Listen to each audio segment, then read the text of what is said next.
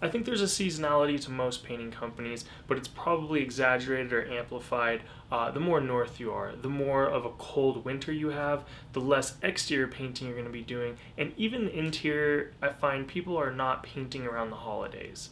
So it's a big problem I've wanted to solve is, how to make money during the off season, because usually spring, summer, fall, everything's going up and to the right and good, and then here comes the winter where everything kind of goes down and I have to do it over each year. Now, the first time I heard of Christmas lights, I thought it was a dumb idea. I thought there was no money in it, and I really didn't think much of it. Then I heard about some guy who was making over $100,000 by just doing Christmas lights in a quick 3 months. And that got me thinking, all right, I'm going to go ahead and investigate this and take a look at it. That was about 6 years ago, and this will be my 7th year doing Christmas lights this coming Christmas. And I can tell you firsthand, it is just as good as painting, if not better. You can make a lot of money out of it, and from my experience, it was actually super hard in the first few years, mainly because you're learning a completely new business. You're managing inventory, it's more of a subscription model. You're dealing with the electricity, and there's just things that are weird, like materials actually cost more than the labor, which is, flipped with painting. So the point I wanted to make is if you're looking for a way to make money during those winter months, you might want to explore Christmas lights. If you have a similar experience to what we had, the first few years were really tough. We didn't make a lot of money, and it was a lot of just building out processes and strategies for how to run the business. Now, something that I am going to do is put together a little course on how to do Christmas lights to help people get from A to B much faster, to not have to make the same mistakes that we made, and to just take our systems and run with them because, they took a few years to develop. But I want to emphasize, when I did this, I didn't have any course. And if I can do it, you can do it. You definitely don't need any course, so you can just go out and make it happen. Just get through those first few years. I know it's a little bit tough. I know there's a lot of growing pains.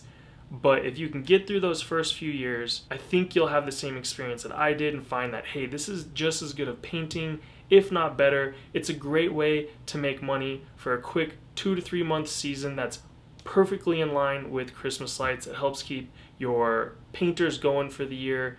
And for me, it was just a really big impact in a positive way on my business. And if you're interested in the course I'm going to sell, shoot me an email. And when it comes out, I'll be sure to email you right away so you can check it out and see if you want it. All right, let me know in the comments below what kind of climate you live in and what kind of off-season you experience.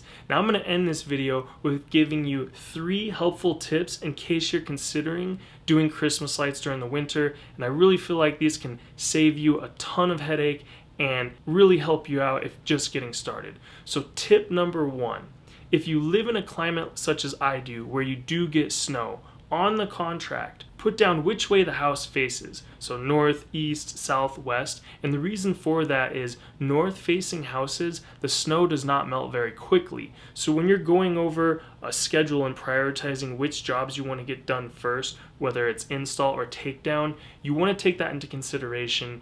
And depending on how you schedule it, get your north facing jobs done first. Make them a priority.